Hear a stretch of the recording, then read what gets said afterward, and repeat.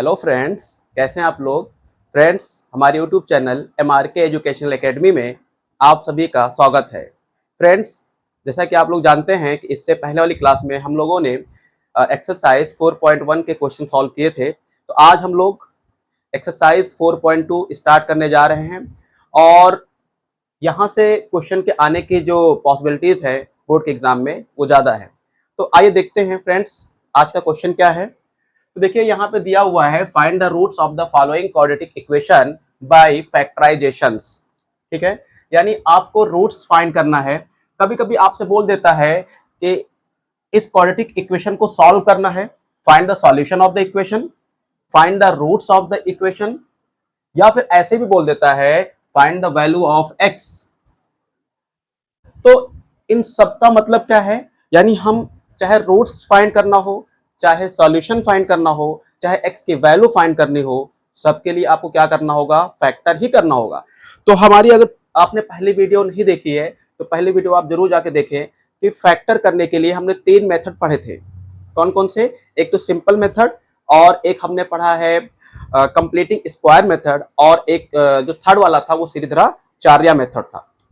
ठीक है, तो आपके जो एनसीईआरटी की बुक में क्वेश्चन है वो सिंपल मेथड से सॉल्व किया हुआ है, बट जो डिफरेंट राइटर्स की बुक हैं उसमें कंप्लीटिंग स्क्वायर भी यूज करना है और श्रीधराचार्य मेथड का भी यूज करना है। एक्चुअली श्रीधराचार्य जो मेथड है वो किसी भी क्वाड्रेटिक इक्वेशन के लिए अप्लीकेबल है, यानी कैसी भी खतरनाक क्वाड्रेटिक इक्वेशन हो जो हम लोग सिंपल मेथड से सॉल्व ना कर पा रहे हो या उसमें बहुत टाइम लग रहा है, तो श्रीधराचार्य एक ऐसा मेथड होता है कि किसी भी क्वाड्रेटिक इक्वेशन में अगर आप अप्लाई कर देंगे तो वहां से एक्स की वैल्यू आप फाइंड कर सकते हैं, यानी क्वाड्रेटिक इक्वेशन के सॉल्यूशन को आप फाइंड कर सकते हैं, यानी क्वाड्रेटिक इक्वेशन के जो रूट्स फाइंड करने हैं उसको फाइंड कर सकते हैं।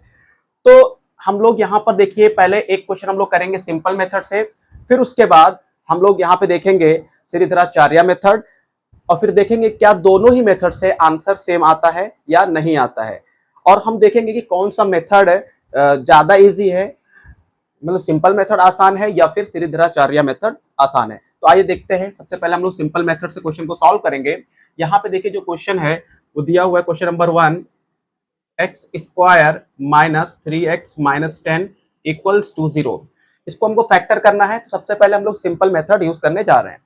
सिंपल मेथड में क्या करना होता है कि जो आपका ये कांस्टेंट टर्म होता है और जो एक्स की पावर 2 है, यानी जो एक्स स्क्वायर का जो कोफिशिएंट होता है, इन दोनों को इनटू किया जाता है। यहाँ पे कुछ नहीं, तो यहाँ पे क्या लिखा हुआ है, 1 लिखा हुआ है ना, तो इस 1 को यहाँ पे जो कांस्टेंट टर्म है इससे इनटू करना है, तो 1 इंटू 10 कितना हो जाएगा, 10 हो जाएगा। ठीक है, अब 10 के बहुत सारे फैक्टर होंगे, तो उन फैक्टर में से हमको कोई 2 फैक्टर लेने हैं जिनको ऐड करने के बाद या फिर सब्ट्रैक्ट करने के बाद क्या आना चाहिए, जो x का कोफिशिएंट है यानी जो मिडिल टर्म है ये आना चाहिए, बीच वाला टर्म आना चाहिए। तो जैसे हम 10 को 1 इंटू 10 10 आ गया, हम 10 को क्या लिख सकते हैं, आप लिख सकते हो 5 इंटू 2, ये क्या हो जाएगा, ये भी तो 10 हो जाएगा। और आपको पता भी है कि 5 और 2 क्या है, 10 के फैक्टर ही तो हैं। फैक्टर कैसे पता करते हो, यानी देखो 10 जो है आपका 5 से डिवाइड हो जाएगा, यानी 5 इसका फैक्टर है। 10 जो है 2 से भी डिवाइड होगा, 2 भी इसका फैक्टर है। ठीक है, तो 10 के हमने 2 फैक्टर लिए हैं, 5 और 2, और दोनों को हमने इनटू किया तो 10 आ गया। अब हम क्या करेंगे, इन दोनों फैक्टर को या तो ऐड करें या तो फिर माइनस करें, ये मिडिल टर्म आना चाहिए। तो हम क्या करेंगे, 5 माइनस 2 तो कितना आएगा, 3 आएगा, यानी मिडिल टर्म आ रहा है। तो इस तरीके से देखिए हम यहाँ पे सॉल्व करेंगे, एक्स स्क्वायर माइनस 3 की जगह पे हम क्या लिख सकते हैं, 5 माइनस 2, और ये x तो लिखा हुआ है माइनस 10 इक्वल टू 0।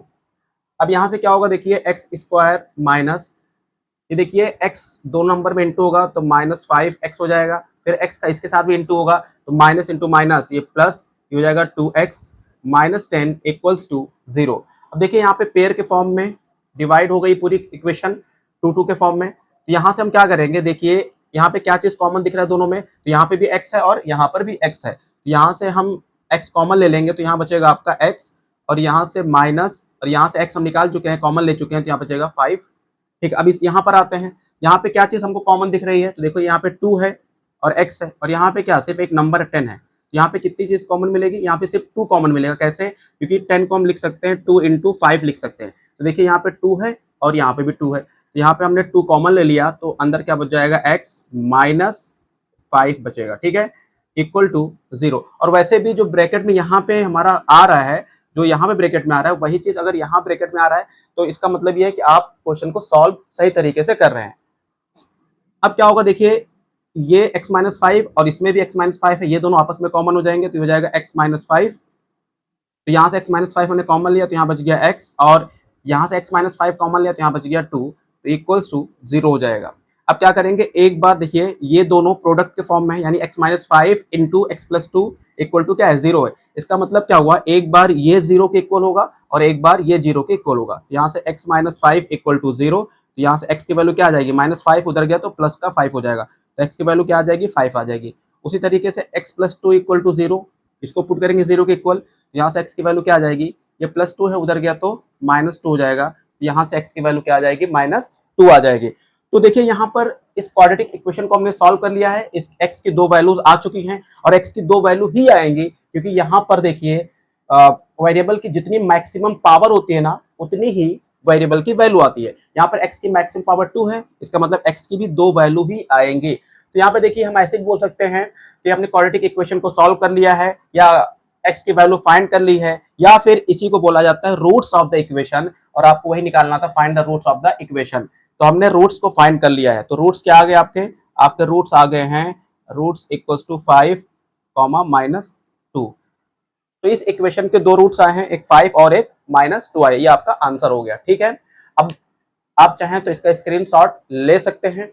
अब अगला हम क्वेश्चन करने वाले हैं, क्वेश्चन नंबर 3 करेंगे, और यहाँ पर देखिए हम फैक्टर मेथड लगाएंगे, बट ये थोड़ा सा टफ हो जाएगा। तो इससे पहले हम चाह रहे हैं कि मतलब क्वेश्चन नंबर 2 सॉल्व करें। क्वेश्चन नंबर 2 सॉल्व करेंगे किससे, श्रीधराचार्य मेथड से सॉल्व करने वाले हैं। तो आइए देखते हैं श्रीधराचार्य मेथड क्या है।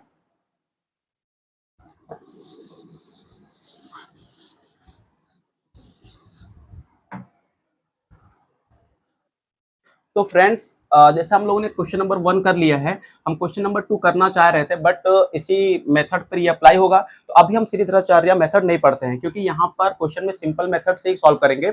हम इसके लिए अलग से एक क्लास, एक वीडियो बना देंगे श्रीधराचार्य मेथड के ऊपर, तो आप उस वीडियो को जाकर देख लीजिएगा, तो आपका श्रीधराचार्य मेथड भी क्लियर हो जाएगा। अभी हम यहाँ पर सिंपल मेथड यूज करेंगे। तो क्वेश्चन नंबर 1 हमने कर दिया, क्वेश्चन नंबर 2 आप इसी मेथड पर कर सकते हैं। अब देखिए क्वेश्चन नंबर 3 थोड़ा सा टेढ़ा लग रहा है, तो इसको हम करके देखते हैं कि इसका आंसर क्या आएगा। तो आइए क्वेश्चन नंबर 3 हम लोग करते हैं इसका। तो देखिए क्वेश्चन नंबर 3 जो दिया हुआ है, वो दिया हुआ है √2x² + 7x + 5 √2 = 0। अब हम क्या करेंगे, वही कॉन्सेप्ट कि x² के साथ जो भी यहाँ पे कोफिशिएंट है, यानी जो नंबर है उसको, और यहाँ पर विदाउट x वाले के साथ इन दोनों को इनटू करेंगे।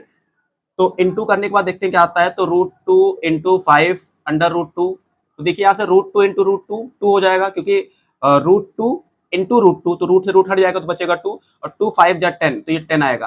अब हम 10 का ऐसा फैक्टर करना चाह रहे हैं कि जिनको ऐड करने के बाद या माइनस करने के बाद ये मिडिल टर्म आना चाहिए, बीच वाला टर्म आना चाहिए। तो हम 10 को लिख सकते हैं 2 × 5 = 10। अब देखो यहाँ से क्या करेंगे, 5 + 2 कितना हो जाएगा, 7 हो जाएगा, तो यहाँ पे हम लिख देंगे, ठीक है। तो देखिए यहाँ से हो जाएगा √2x² + 7 को हम क्या लिख सकते हैं, 5 + 2 या 2 + 5, ये हो जाएगा आपका 2x + 5x + 5 √2, ठीक है। या आपको चीजें अगर नहीं क्लियर हो रही है, थोड़ा सा हम और बेसिक जाते हैं।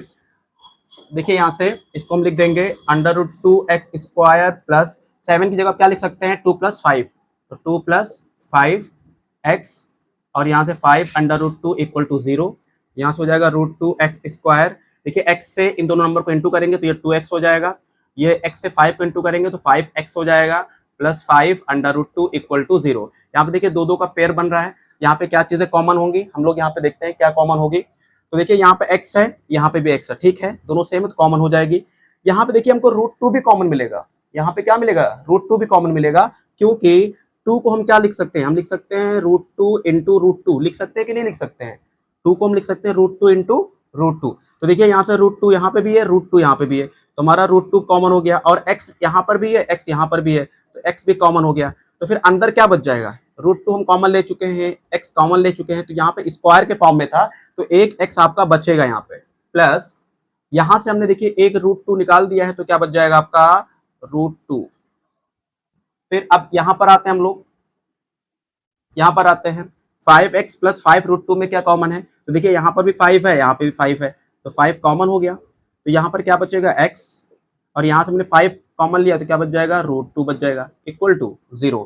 अब देखिए x प्लस √2 एक ब्रैकेट में है, दूसरे ब्रैकेट में क्या है x प्लस √2 है, ये दोनों भी कॉमन हो जाएंगे, तो ये हो जाएगा x प्लस √2 एक ब्रैकेट में, बाकी ये वाला टर्म और ये वाला एक साथ हो जाएगा, तो यहाँ से हो जाएगा √2x प्लस 5 एक ब्रैकेट में इक्वल टू 0 हो जाएगा। ठीक है, अब क्या करेंगे, ये दोनों देखिए x प्लस √2 एक ब्रैकेट में into √2x plus 5 equal to 0, ये दोनों प्रोडक्ट में है और इक्वल टू 0 है, तो हम क्या करेंगे, एक बार इसको 0 के इक्वल लिखेंगे, यहाँ से लिखेंगे x प्लस √2 इक्वल टू 0, यहाँ से x की वैल्यू क्या आ जाएगी, प्लस उधर गया तो माइनस होगी, √2 आ जाएगा।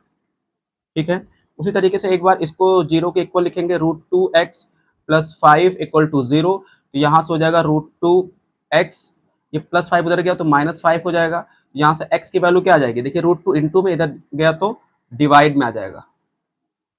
ठीक है, तो इस तरीके से देखिए हमने क्वाड्रेटिक इक्वेशन के रूट्स को फाइंड कर लिया है, ये देखिए क्वाड्रेटिक इक्वेशन के 2 रूट्स आ चुके हैं। ठीक है, तो क्या है रूट्स हो जाएंगे आपके -√2 और दूसरा क्या है -5 अपॉन √2, तो ये आपका आंसर हो जाएगा।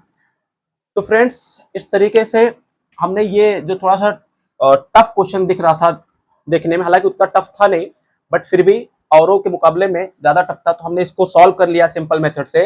अब हम लोग इन्हीं क्वेश्चन को श्रीधराचार्य मेथड से करेंगे, लेकिन इसके लिए हम आप लोगों के लिए अलग से एक वीडियो बनाएंगे और उसको आप देख के श्रीधराचार्य मेथड को समझ लीजिएगा।